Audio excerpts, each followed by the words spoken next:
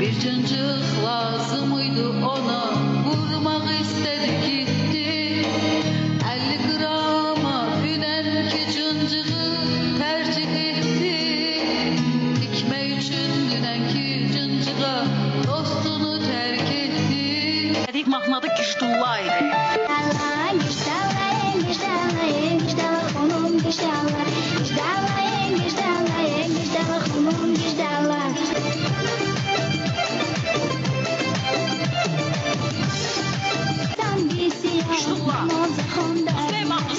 Gişdullah mahnısı dinlədik, çox da sevərək dinlədik. Nəsə etirazınız var?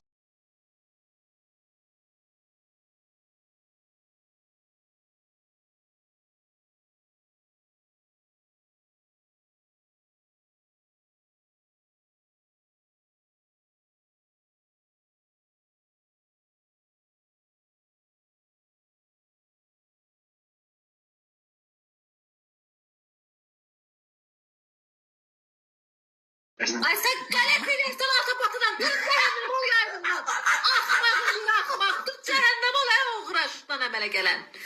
Tüh senin kişi üzübe.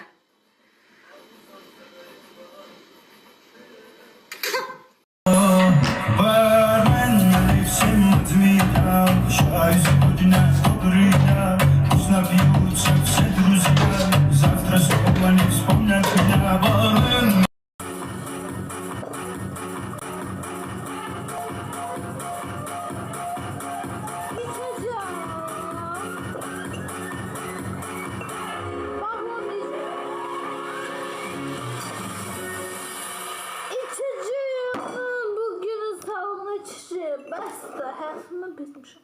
İçeceğim. Düz sözler salonda danışacağım. Basta hayatımdan bezmişim.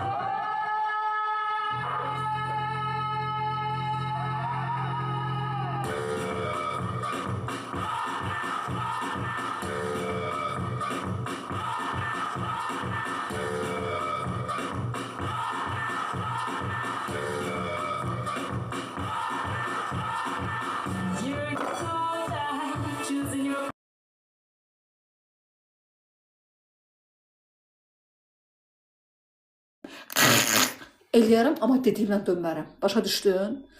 Daş qoya rast gəlib canım. Ölərəm, bax.